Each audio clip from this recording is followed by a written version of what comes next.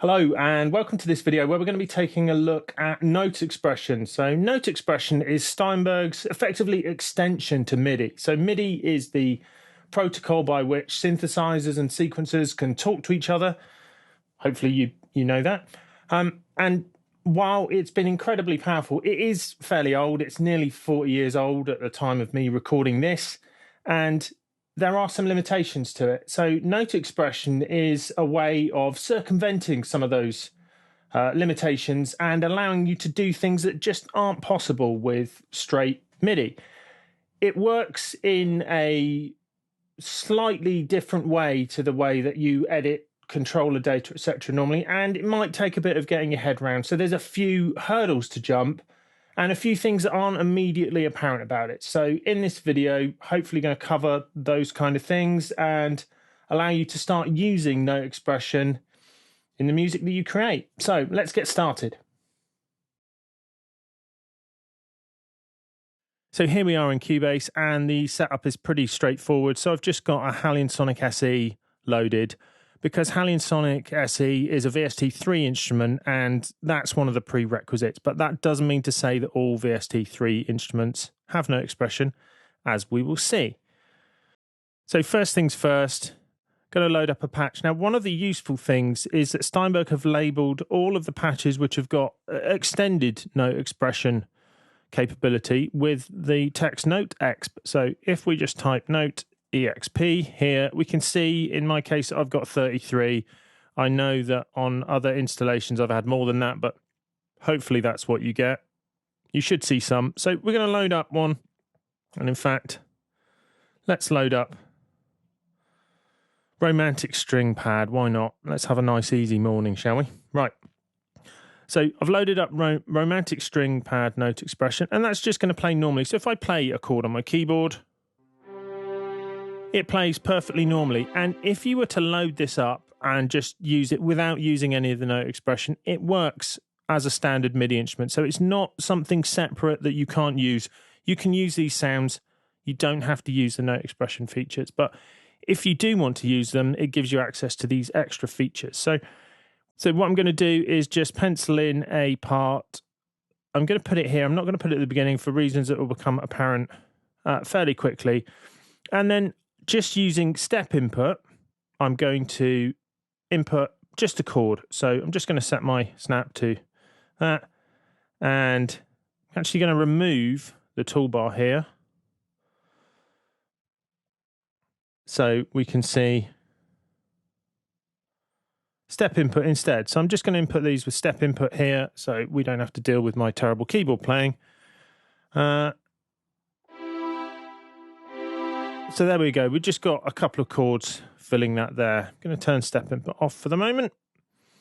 And that would just play back normally. Now I'm going to open this up in the full editor rather than the lower zone, because it makes it much easier to navigate. There's one change which has happened in Cubase 11 which may put you off, which is a note expression used to be activated by double clicking a note, but that now deletes a note. So it does make sense in the normal course of things that double clicking will create a note and then double clicking will delete a note. But it does mean that the action to summon the note expression editor now no longer does that. So if you're on Cubase 11, there's an extra step you need to do to turn on the option to change between double clicking, opening up note expression, and double clicking, deleting a note. So let's have a look at that. So to make that change, if you're on Cubase 11, you need to click this right-hand SEP toolbar cog here and then tick Show Note Expression Data. So this is the one. It's slightly misleading because that's not exactly what you think. It's enable editing of note expression. But anyway, clicking that turns this on here. So this is crucial. So this button here needs to be turned on, the E in a square. And then when you double click a note, we will see the note expression editor. So this is editing the note expression specifically for that note. So now we'll be able to create it, but without that you can't. So if this isn't turned on, or particularly if it isn't turned on and it's hidden, if you double click at the moment in 11, it deletes the note. So that can be a problem. Just going to put that down to roughly the velocity we were at before. So now we want to actually look at the note expression we can create. So let's take a look at that. So in the inspector on the left-hand side, if you don't have the inspector, it's Alt Command or Alt Control L. So that toggles that on and off. So it's easy to lose that, but you definitely need the inspector to work with note expression. So we can see a lot of data here. So the key thing to remember with this is that the ones which are above the dotted line, so you can see that between resonance and CC1, there's this dotted line here. The ones above, these are note expressions. So these can apply to individual notes, which is the power of note expression. Note expression means that I can change one of these settings, so volume, panel, tuning on this note, and these notes, which are happening at the same time, won't be affected. That isn't the case with a normal MIDI controller. All of this stuff below here, so you see CC 7 and 8 and 10, etc., and pitch bend and aftertouch and poly pressure, slightly different with poly pressure to be fair, but I don't want to get too deep into that. These are standard MIDI controllers, which generally, apart from poly pressure, will affect all of these notes at the same time. So if you drew in a volume curve here using CC7, all of these notes of this chord would be affected. Okay? So these are the note expression things. And as we will see later on, they vary depending on the actual patch. So it's not just the instrument, it's the patch will change. But generally, on most of them, they will have volume, pan, and tuning. And they tend to add different things. So in this case, we've got a cut-off and resonance. But we're going to start off with volume. So what I want to do is fade this middle note in. So at the beginning, we won't hear the E. We'll just hear C and G. And then that's going to fade in over the course of the note. So to do that, I'm going to click on volume. I'm going to enable note expression editing here and double click this.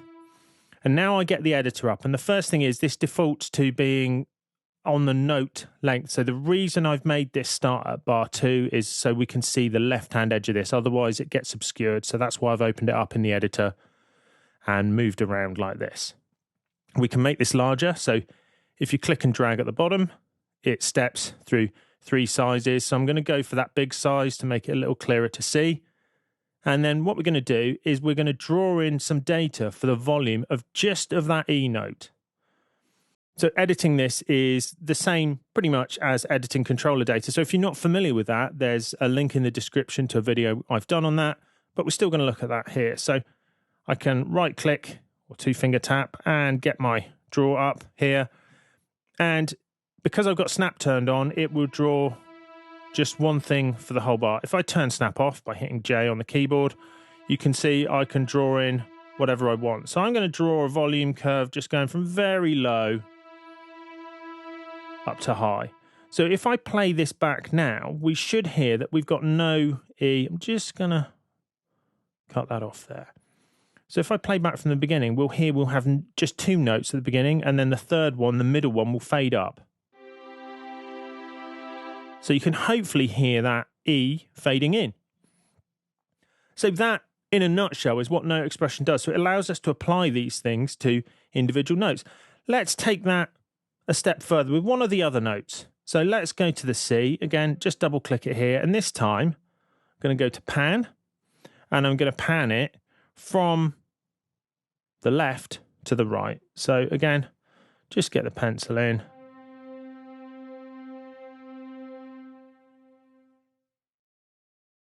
So with this one, that may be more subtle. So what I'm going to do is click there to come out of there. I'm just going to mute the other 2 just for the moment. So we hear it in isolation. So we should hear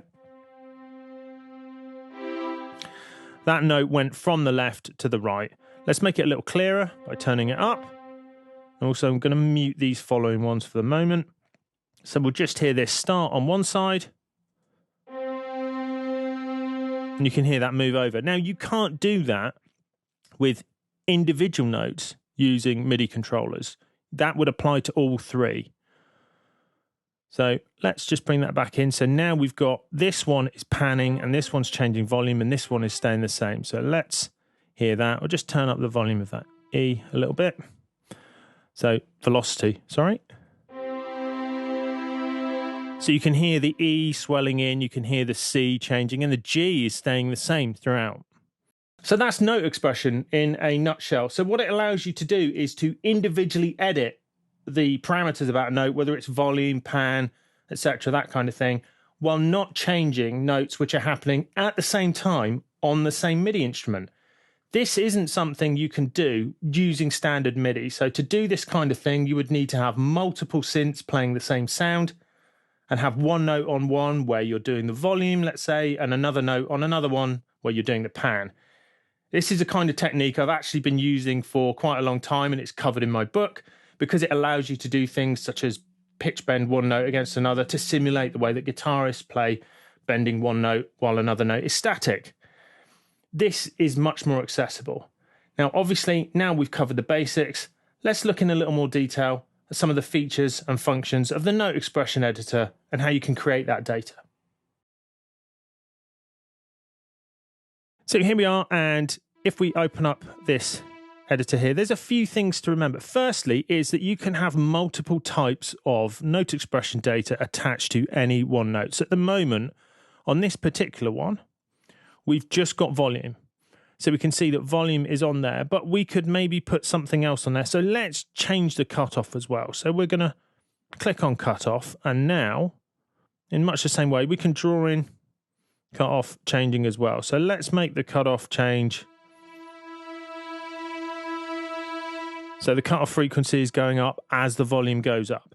Now, if you want to audition that on an individual note, if you click and hold on the note, Cubase will play that note back to you with the expression applied. So you need to click and hold on it for the full duration, in this case a bar.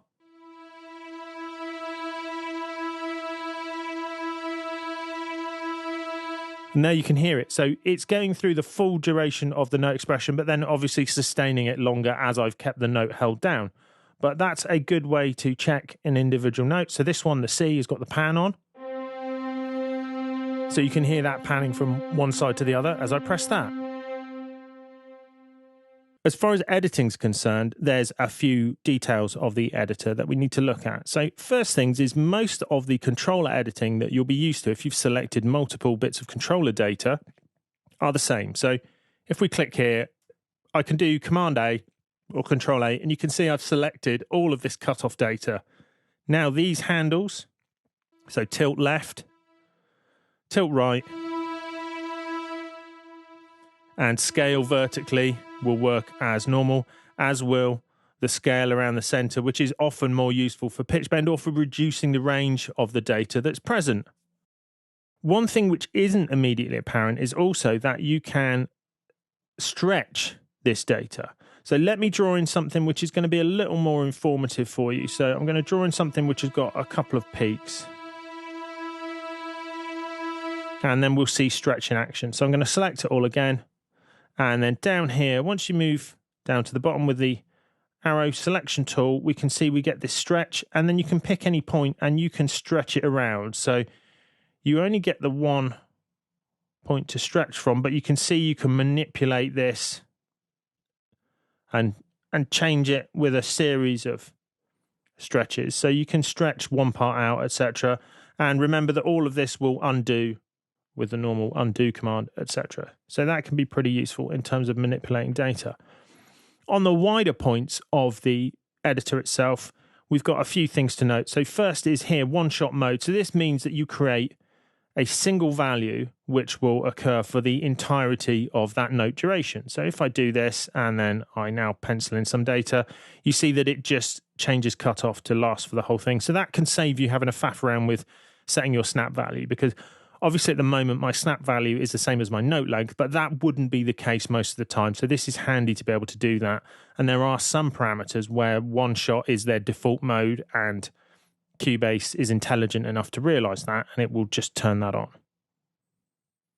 Horizontal snap will allow us to snap appropriately. So let's just turn this on to 8th, and that's turning grid on and off effectively. So you can see there we are snapping to that. And I don't tend to use that. I tend to just use the keyboard shortcut because you can see it's doing the same thing. But you might, if your screen is very large and you don't use keyboard shortcuts a lot, although that's obviously crazy, you can access that much more easily than having to go a mile away to the snap control there. The release length here. So as I mentioned before, this can be dragged out. So if you've got a note expression value, which then needs to change afterwards, so let's say you want the volume to come down, or you were doing pitch bend and you needed it to keep going, or maybe return back to normal afterwards, then you would be able to do that. So you can just extend this out and then draw in more information as normal, and you can see that will just carry on. But it will mean that you can control what's happening at the release of a note, but that's normally not needed unless you've got a note which has got a long release and you want something to happen at that time.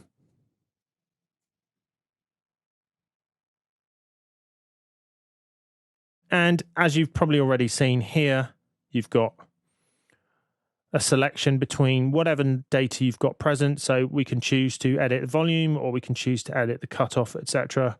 by picking that, or we can change it here. So it's often easier, again, mouse mileage, it's much easier to just pick it here. And finally, we've got vertical snap, which is useful for some functions, such as if you are drawing in pitch bend or tuning, as we're going to see.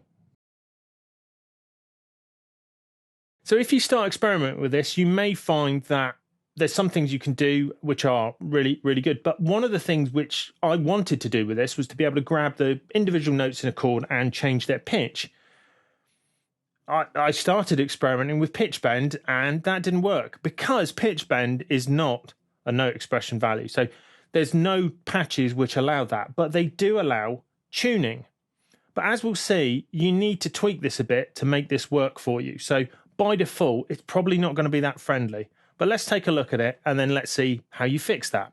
Here's my second chord in my part, and I'm just going to move this down to an E flat. So I've got a C minor chord here, and what I want to do is I want to bend this up. I want to change the pitch of this by a semitone, so it's going to start out as an E flat and end up as an E. So we go from a C minor to a C major chord over the duration of this note. So moving this across here, you can see that pitch bend is below the dotted line. So this is a MIDI function. We'll see how you can use that later on, but just take it from me at the moment that this will not work. So it won't work individually. It will bend all of those notes, which isn't what we want. But tuning does allow that because it is a note expression value. So let's just turn tuning on, and then let's draw some in. So I'm going to get my pencil, start drawing it in. And what we notice straight away is that, yeah, that's probably a bit extreme. So the default range is 48 semitones, which is probably fine if you're doing some kind of experimental weird soundtrack for something, but it's not going to be that useful in normal use. So what you need to do is to change the parameters range, which is easier than it might look. So by default, this is 4 octaves of movement. It's tuning, but it's effectively note expression pitch bend, but obviously calling it tuning makes more sense. But we've got this range here, but we need to change it. And we can do this in the inspector. So you've got parameter details here. We can click this, and we can see that the max value and the min value at the moment are set to 48 and minus 48. I wouldn't bother trying to grab these because it's much easier to type them in. So I'm just going to change it to 2 semitones up and minus 2 down. So now I'm going to just delete all that information in there and try again. So now I'm going to just draw this in. And now you can hear straight away we've got that much nicer range, and the halfway point is going to be much easier for me. So let's just turn on vertical snap, and we can see the point that we need to reach, which is there. And then I'm going to turn off vertical snap. I'm going to get my straight line because I'm feeling fairly mundane today, and then I'm just going to draw that in. So 3/4 of the way through that note is going to reach the right pitch, and that will be roughly what I'm looking for. So now when we play this, it's going to start out as a C minor, and then that's going to bend up to be a C major. So let's just rewind just a bit and play that back and see what happens. Yeah, there we go. We've got sort of a cross between a string section and Jerry Donahue, and who wouldn't want that? So tuning allows you to do that, but you definitely need to set this range appropriately before you can do something pretty musical. But obviously, as with saying pitch bend range on any synth, you can set it here and then get whatever you need and draw it in. But you probably need to set this to a reasonable range to give you the accuracy that you need to draw this in. So that's the tools that you'll need to draw in most events. But let's take a look at some of the patches and what they offer. So they vary depending on the synth, but fortunately the synth and Cubase talk to each other and you get to see this pretty quickly.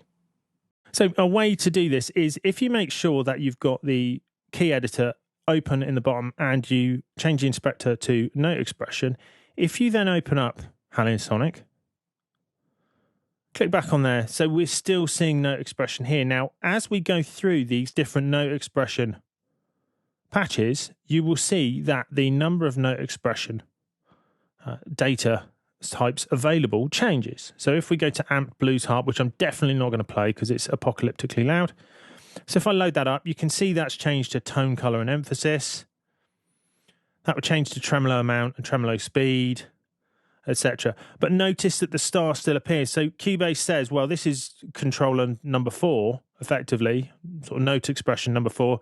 That's now become tone color. So if you change patch, you won't lose that data, but it will probably not mean what you meant. But the first 3, volume, pan, and tuning, are nearly always present. So we can see some of them stay the same. So those brass section ones, you know, they follow the same thing, which is nice. But then when we get to a nylon one, we can see we just get mute strings, and we've only got 4 on that particular patch. During the research for this video, I found something out that I wasn't aware of, which is that it's not just the Note X patches which work with note expression, but actually all Halion Sonic patches implement the basics of note expression. So you can use this, the basic part of this, on all of them, as we're going to see now. So if I clear this from there, so we're not going to see note expression patches only. So if we load up anyone, what do we see? We see that volume, pan, and tuning are implemented. In fact, they seem to be implemented on all of them, even when they're not note expression patches. So that's useful. Chilled nylon guitar here is not marked as being note expression, but does have mute strings. Same for nylon fingerpicking, etc. So those basics, volume, pan, and tuning, seem to be on all the patches. I've not checked all 1500, I'll be honest, but I haven't come across anywhere that doesn't happen. So that's a good baseline to be able to use it for. Creating note expression data with the mouse is okay and certainly can be very precise, and it's some people's preferred way of working, but sometimes you want to be able to grab a control in the real world and manipulate that sound in real time, potentially. This is something that you can do fairly easily, but you need to make specific settings in the inspector. So let's have a look at that now. So here we are again, and it's in this section here. Now the input here is the important thing. So we see we've got tuning here. Now what I want to do is I want to be able to input that via my pitch bend wheel on my MIDI keyboard. So clicking here, you can see we've got the standard options, and the most sensible things are here. So in fact, I'm just going to pick pitch bend. I could have done this by pressing MIDI learn and then manipulating my keyboard. So I'll manipulate something else just for the sake of it. So you'll see that changes to the knob that I've just changed, but it doesn't come out of MIDI learn mode straight away like some things do. So I'm just going to move my pitch bend wheel. You can see pitch bend is now assigned to that. I'll turn that off, and here we can see that the input is pitch bend. So pitch bend is going to map to tuning. So now let's open this up again in the editor. So now what we need to do is to actually turn on the step input of MIDI, so allowing this to be input. And for this, we need to get the step input controls up. So I'm just going to click there. I'm going to turn multiple part controls off and turn step input on so we can see it there. So this is important. Now, it's not step input as such, it's actually MIDI input, which is suspended, and then we click this. So this is note expression MIDI input. So that's now going to allow this to work. Without that, it won't work. So now if I click and hold on this note and move my pitch bend wheel, that pitch bend will get recorded. It's going to get turned into tuning. So as we'll see here, I'll do something clumsy because that's always funny. So it sounds a bit weird as we do it, but then if I press this down, we can hear. And if we double click it, we can see there's my wonderful pitch bend activity. And if we play this back, so we can hear that, and you can hear that the C and G are staying still, but the D sharp, E flat is moving around and creating a sus4, etc., and then goes a bit low and sounds weird. But with a bit of editing, that could be reasonably musical and useful, but you can see you can input this and you can do multiple controllers. So let's say we decided we wanted to make cutoff inputable via my MIDI keyboard. So let's click on cutoff here. And again, we'll do MIDI learn. I'm going to pick a random controller here. So we've got controller 77 and it's turned that off this time. And now if I move this while I'm holding this note down or this note, then it will change it. So let's do the cutoff of this top note. I'll hold it down.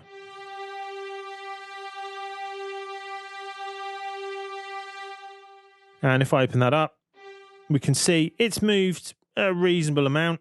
Let's try again.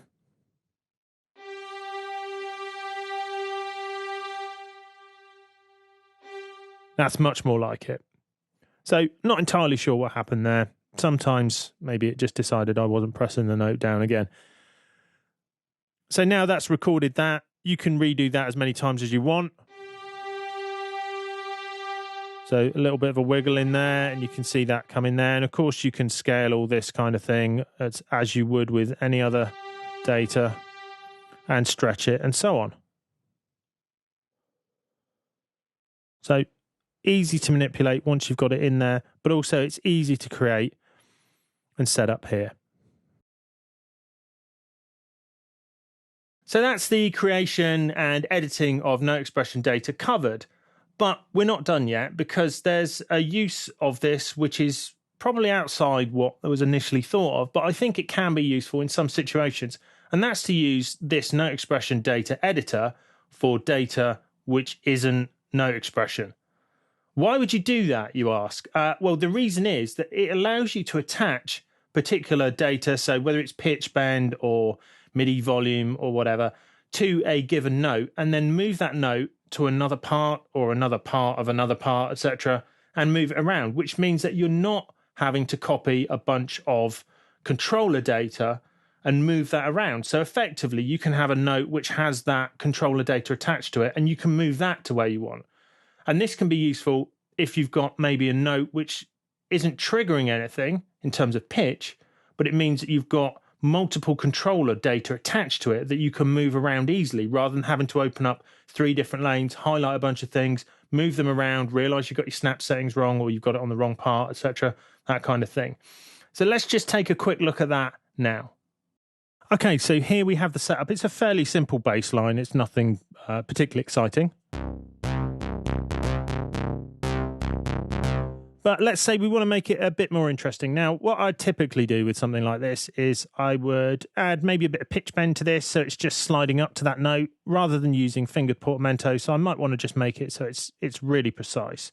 So if I was going to do this, I would typically draw in some pitch bend or maybe record it. So I'd possibly just draw in a little bit of pitch bend going up to that note. So just turn snap off and draw that in there. And then the same kind of thing, maybe just add in a bit of modulation so that note would just have a little bit of inflection on it just momentarily. So rather than it just sounding as straight as it did before, it's going to have a little bit on that note. So just a little bit in there, maybe could do with a little bit more pitch bend, etc. So let's just zoom in on that and make that a little bit more obvious.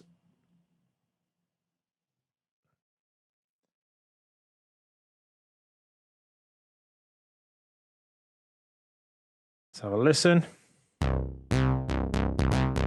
Yeah, so that's just putting a bit on there. Now, this is the kind of thing where if you then wanted to do that for some of these, you could cut this up and you just repeat this bar. But let's just say there's some structures where that wouldn't be apparent. I've just created something pretty simple here. So if we wanted to copy this note with all of its data to here, if you just copy that note, like that, it doesn't copy that over. So that doesn't work. You would then need to copy this and move that over. Yeah, you could slice this part up and do that, but that's a pain in the neck. There's a better way, I think, of doing this. So I'm just going to remove that data from there. So we don't have pitch bend and we don't have that modulation in there. But if we open this up here and then again, we just take this note here and make sure we can edit note expression here and then double click it. So I can put in some modulation again with my pencil tool. So it's just gonna draw in on that there. Let's zoom in a little so we can see it a little bit better. So it's just going to have that little tweak there. And also going to do it with pitch bend. So with pitch bend there. So we've got that there. So now that is attached to that. We can see the little note expression icon in there. And that will be attached to that note there. So that's got that inflection on there. And if I move this to somewhere else, so let's say I want it on that one there, I can just copy this note out and drag that to its new home. I'll turn snap back on and move it. But you see the note expression data has been copied with it. So that will be the same every time. So this, even though we're not using note expression, the editor allows us to attach MIDI controller data and pitch bend, etc. So all of that expression information can be attached to that note, and then you can copy it around and move it wherever you want. Say, obviously, this is a fairly simple example, but there will be other situations which are more complicated where you can do that. You can move it to different parts. You can move it onto different pitches, etc. And it's much easier than having to chop up your parts into really small things or trying to copy controller and pitch bend data, etc. across multiple tracks. Even if you open it up in the project window, it's going to be much more complicated than doing it this way. One of the nice touches on this is that Cubase shows the note expression data in the project window. So you can see that there's some kind of information working on it. So if you ever open up a part and you can see that there's no controller data or pitch bend in there at the time when you're expecting, remember to check the note, look for the little note expression, 2 triangles, and then you can open that up and see what's actually affecting that. By default, there are 3 synths which come with the Cubase family, and obviously you may or may not have them depending on which version of Cubase you've got, because Cubase Pro includes all of them.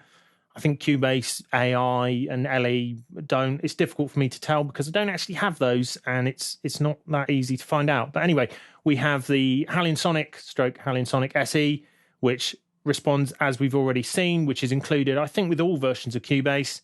We've also got Retrolog, and Retrolog implements the 5 probably most sane things you'd want to get hold of. So volume, pan, tuning, cutoff and resonance. And Pad Shop also does those same controllers. So those are the things you're probably going to want most. Other VST3 synths may respond to them, but you'd have to check. I've not seen that many that do, but I believe that some instruments which come with Bitwig, for instance, use this. And I know that Bitwig uses note expression to allow this polyphonic pitch control, etc., because after all, that standard's there and it works. So why not make use of it? So there you go. We've had a look at note expression and how you can create it and the different ways that you can create it and edit it, the kind of tools that are available to you, and also that it has a knock-on use even if you're not using a note expression synth or you're not using note expression controllers on a note expression synth. So it gives you the ability to stick controller information to a given note as well, which I think is pretty useful. But overall, it opens up the possibility to do things which previously took multiple channels and multiple synths to do, and now you can do it all in one. So it's pretty useful, particularly if you want to do some expressive programming, etc., or just create a little bit of variation in a part and create some more interest and, say, variety as your song progresses.